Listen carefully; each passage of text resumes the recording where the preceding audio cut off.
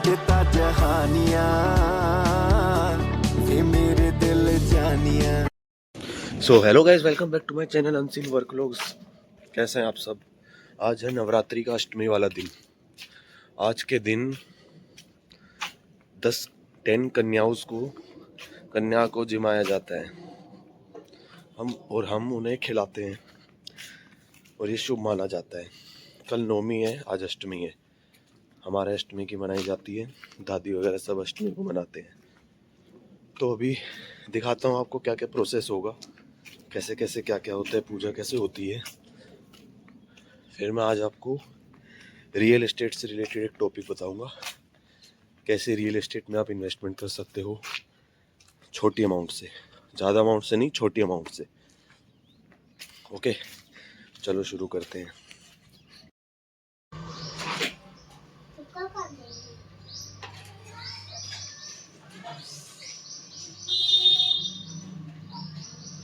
तुम्हारे पास कितनी तगड़ी अपॉर्चुनिटी है।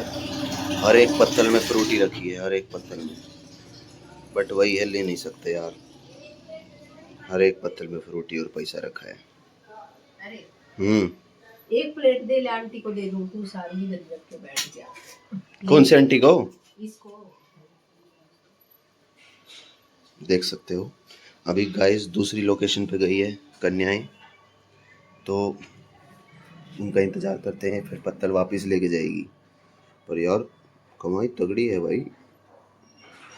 मैंने बिजनेस बनाया था एक, इन सब कन्याओं को ऑनलाइन पोर्टल पर लिस्ट कर दिया और उनकी कॉस्ट रखना 11 रुपये। 1 रुपये मेरी जेब में, बाकी 10 रुपये उनकी जेब में।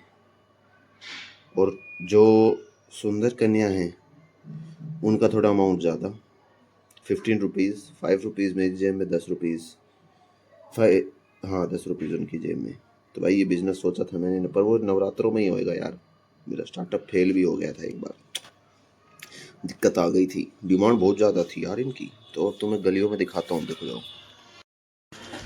तो गाइज मैं आज आपको बताने वाला हूँ कि आप रियल एस्टेट में बहुत छोटी सी अमाउंट में कैसे इन्वेस्टमेंट कर सकते हो।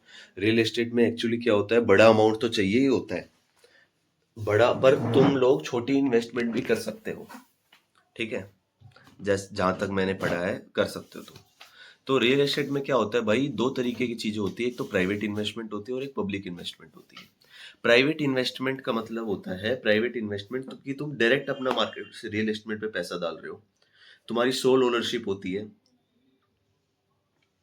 तुम एक ज्वाइंट वेंचर क्रिएट करते हो। भाई मेरे ना पता नहीं क्या हो रखा है, 1.5 महीने से फाला हो रखा है, तो जिसकी वजह से मेरे से बोला भी नहीं जा रहा है। बार बार में तुम देखते होगे मैं अपने होठों को दबाते रहता हूँ भाई, बहुत पूरा मुंह सूजा पड़ा है अंदर से, इस वजह से यार मैं बोल भी नहीं पा रहा। चलो छोड़ो।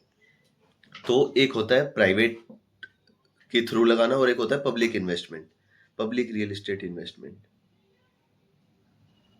कोई आ गया क्या? तो कोई आ गया था। तो प्राइवेट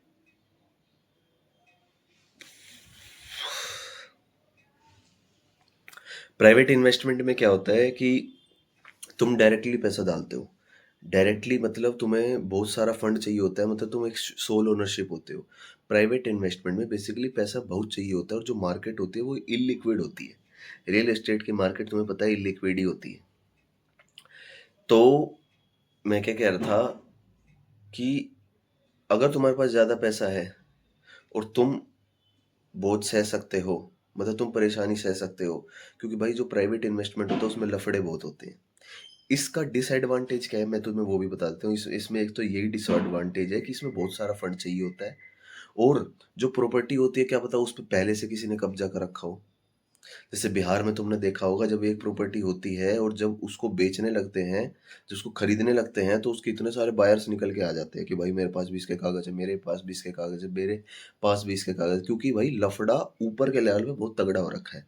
सरकारी मतलब एक दूसरे को प्रॉपर्टी बेच देती है, पेपर्स में हेरा फेरी हो जाता है, नाम बदल दिया किसी का, ठीक है, किसी का पेपर्स में सिग्नेचर है नीचे, ऊपर नाम किसी और का है।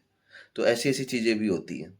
और जो रियल एस्टेट है वो हेट्रोजीनियस है। हेट्रोजीनियस का मतलब होता है फ्रेगमेंटेड मार्केट, मतलब बिखरा हुआ मार्केट है यार। बिखरा हुआ मतलब जो एक प्रॉपर्टी है वो 10-10 बंदों के नाम है, इसलिए इसको फ्रेगमेंटेड बोलते हैं, बिखरा हुआ मार्केट है। इसलिए मैं तुम्हें कहूँगा कि भाई साहब अगर प्राइवेट इन्वेस्टमेंट पे जाना है तो तुम्हारे पास पहले बात तो फंड होनी चाहिए, और तुम्हारे पास कॉन्ट्रैक्ट होने चाहिए, तुम्हारे पास बड़े लोगों की, बड़े आदमी की पहचान होनी चाहिए, किसी एमएलए उमएलए की उठ-बैठ होनी चाहिए, और तुम्हारे पास कोर्ट में वकील एक हाई प्रोफाइल होना चाहिए, हाई कोर्ट या सुप्रीम कोर्ट का, क्योंकि तो वही तुम्हारे जो सारे चीज़ें हैं ना वो सही से देख पाएगा कि भाई इस प्रॉपर्टी पे पहले कोई कलंक तो नहीं लग रखा, इस प्रॉपर्टी पे पहले कोई दिक्कत तो नहीं आ रही, कोई लटक तो नहीं रखा फांसी पे, उसकी आत्मा भटक रही हो। ऐसा भी होता है भाई, अगर उस प्रॉपर्टी के अंदर कोई डेथ हो जाती है तो भाई उस प्रॉपर्टी की रेट मतलब कोई नहीं लेना चाहता उससे, तो उसको सस्ते में बेचोगे तो भी नहीं लेगा। इसलिए प्राइवेट इन्वेस्टमेंट में ये सारी चीज़ों का खतरा रहता है। और इसके एडवांटेजेस क्या है? एडवांटेजेस जैसे इसमें तुम्हें टैक्स में बेनिफिट मिलता है, इंटरेस्ट टैक्स बेनिफिट और depreciation tax benefit. Interest tax benefit जैसे कि तुमने कोई प्रॉपर्टी ली, तुमने उस प्रॉपर्टी पे लोन लिया, अब तुम इंटरेस्ट दोगे, ठीक है। अब जो तुम इंटरेस्ट दोगे,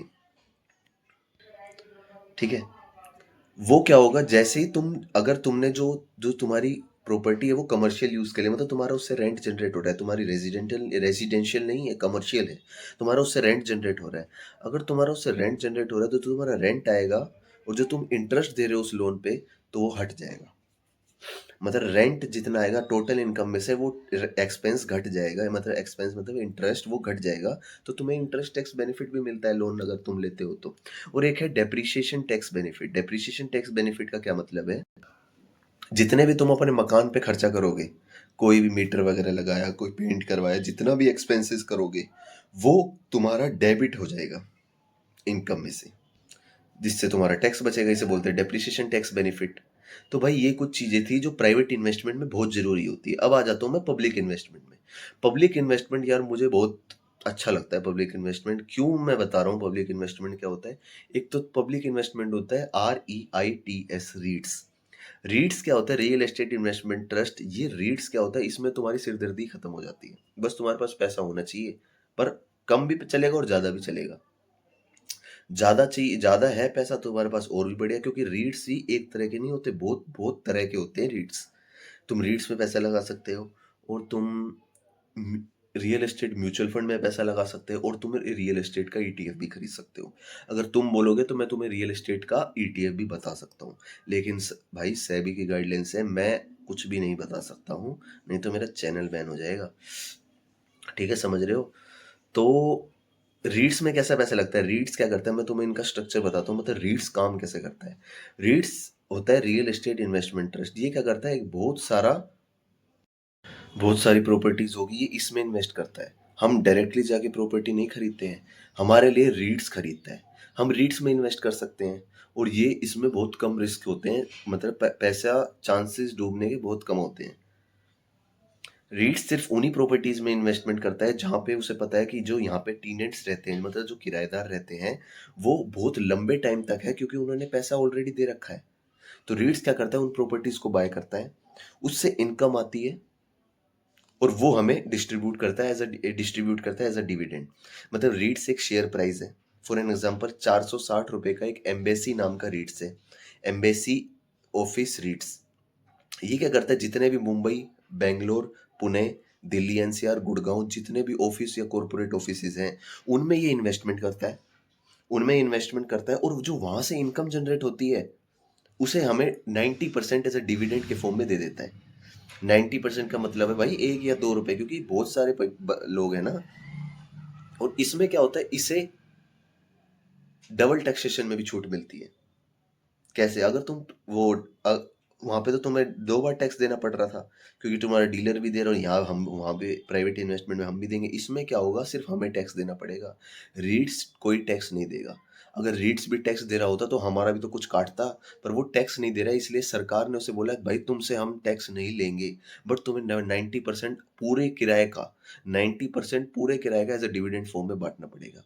और रीट्स में ये भी फायदा होता है, जैसे जैसे अप्रिसिएशन हुआ बिल्डिंग के रेट बढ़े, तो भाई वो जो एम्बेसी नाम का रेट है उसका भी शेयर प्राइस बढ़ता है, वहां का एप्रिसिएशन तुम्हें मिलेगा, और डिविडेंड का भी एप्रिसिएशन तुम्हें मिलेगा। ठीक है। और दूसरी बात आ जाता है रियल एस्टेट का म्यूचुअल फंड। म्यूचुअल फंड क्या करता है, ये रीट्स को खरीदता है, और जो रीट्स खरीदता है जो वो जो रियल एस्टेट में इन्वेस्टमेंट करता है, ठीक है। और हम क्या करते हैं, म्यूचुअल फंड में अपनी एसआईपी करते हैं, करते जाते हैं, हमें कोई प्रॉब्लम ही नहीं है, क्योंकि जो काम है, जो सिरदर्दी है, वो तो अब म्यूचुअल फंड के हाथ में हो गई ना। अब हमारी सिरदर्दी तो हट गई। तो म्यूचुअल फंड क्या करता है, उन रीट्स में इन्वेस्टमेंट करता है और उन शेयर्स में इन्वेस्टमेंट करता है जो कि प्रॉपर्टीज बाय करते हैं। जैसे मैं तुम्हें कुछ एग्जांपल बता देता हूँ, ओबरॉय रियल्टी हो गया, दिलीप बिल्डकॉइन हो गया, आईआरबी इंफ्रा हो गया, और लार्सन एंड टूर्बो हो गया, ये भी शायद करता है, एलएनटी भी मेरे हिसाब से करता है, इसका कुछ हिस्सा है, ठीक है। तो ये है पब्लिक इन्वेस्टमेंट। और इसमें एक हो रहा है कि तुम ईटीएफ्स के जरिए भी बाय कर सकते हो। ईटीएफ्स होता है एक्सचेंज ट्रेडेड फंड। ये क्या होता है, एनएससी और बीएससी में ट्रेड होता है। हाँ, और एक चीज और बताना भूल गया मैं तुम्हें कि भाई जो रीट्स होता है ना, वो भी एनएससी और बीएससी में ट्रेड होता है। उसमें भी तुम एसआईपी कर सकते हो, उसमें भी तुम छोटा छोटा अमाउंट इन्वेस्ट कर सकते हो। और उसमें क्या, हाँ, उसमें जो डिविडेंड आता है ना भाई, वो 2 महीने में एक बार तो आता ही है डिविडेंड, 2 या 3 महीने में एक बार डिविडेंड आता है। अगर तुम्हारी क्वांटिटी हाई होगी, मल्टीप्लाई बाय डिविडेंड अमाउंट करोगे, तो भाई तुम्हें डिविडेंड भी आ रहा है। उससे तुम्हारे एक्सपेंसेस, तुम अपने एक्सपेंसेस कर सकते हो, मतलब तुम अपने खर्चों में से उस डिविडेंड को यूज कर सकते हो भाई। एक्स्ट्रा सोर्स ऑफ इनकम है, जो मतलब जो लोग बोलते हैं ना कि सोते सोते भी कमाना, तो वो वही डिविडेंड इनकम होती है कि तुमने पैसा लगा रखा और पैसा काम कर रहा है। अब आज ईटीएफ, और ईटीएफ एक्सचेंज ट्रेडेड फंड होते हैं। ये क्या होते हैं, तो रियल एस्टेट के ईटीएफ होते हैं जिन्हें तुम रैंडम शेयर की तरह बाय कर सकते हो। ये ऊपर नीचे जाते हैं जैसे जैसे प्रॉपर्टीज का प्राइस जाता है ऊपर नीचे। और इसमें एडवांटेजेस मैंने आपको सारे बता दिए हैं। इसमें डिसएडवांटेज क्या है,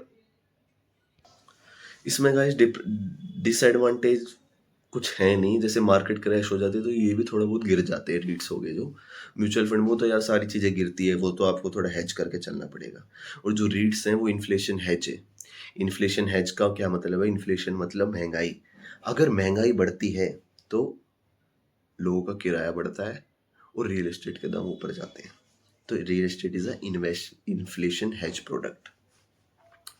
ठीक है गाइज, तो आज के लिए गाइज इतना ही।